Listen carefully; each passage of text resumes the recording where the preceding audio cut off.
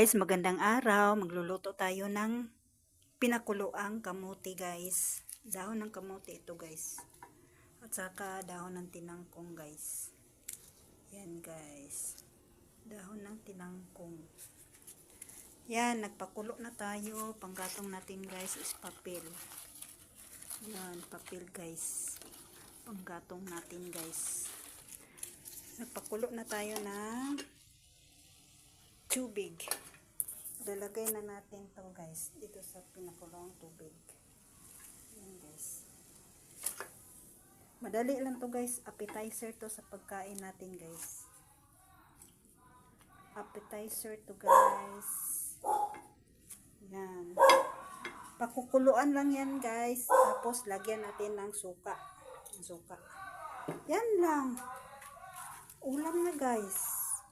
Appetizer yan guys. Yan guys. Takpan natin guys ha. Takpan natin guys. Hintayin natin kumulo guys. Yan na guys. Luto na ang ating pinakuluang dahon ng kamuti at saka dahon ng tinangkong. Yan guys oh. Yan. Pwede itong appetizer guys. Appetizer to guys. Isasalin na natin dito guys. Appetizer na to guys.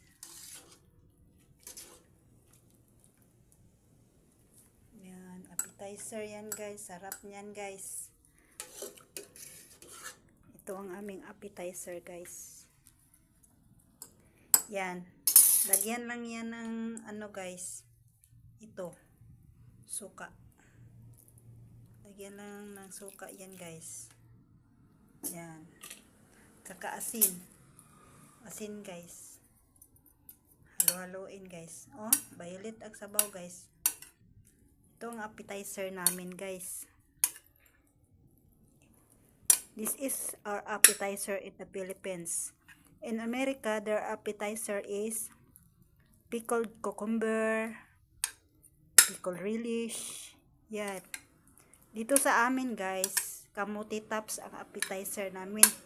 Lagyan namin ng suka. At saka itong ano guys, sabaw niya guys, pwede itong gawing juice. Palamigin nyo guys, tapos ilagay ninyo sa rep. Tapos kung gusto nyo, lagyan nyo ng honey. Napakasarap nito guys. Full of hemoglobin to guys. Red blood. For red blood. Dadami ang red blood nyo guys. Yan.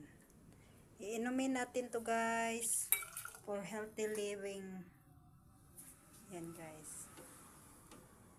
Iinumin natin to guys. For more hemoglobin in the blood. Mga anemic dyan, inom kayo nito. Pinakaluang dahon ng kamuti. May ano na kayo, may appetizer, may juice pa kayo. Yan. Juice. Juice yan guys. Tingnan nyo ang kulay guys. At ito ang ganap sa kusina ko guys. Healthy tips from Panggatong. Don't forget to subscribe my channel guys. Like and share. Watch and comment my videos guys. Hanggang dito na lang guys. Babush. My appetizer. So yummy yum. Napaka-asim guys.